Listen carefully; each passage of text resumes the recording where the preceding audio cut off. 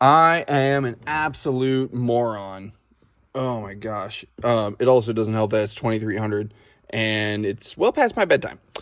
So, there was nothing wrong. I didn't flip the freaking shift pattern around I'm an idiot.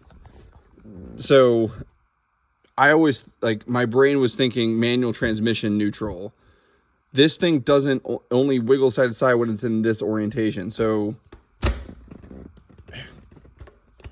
that right there is from high-low to basically this right here. So this is high-low that it's in right now, and then that's high.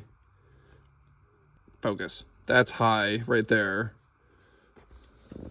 That's high-low. That's moving up. That's low. That's neutral right there, and that's low. Oh my God, I'm an idiot. Like, comment, depending on what channel you're watching this on, like, comment, subscribe for more cars that make you smile, or my adventures every climb, every place, or misadventures.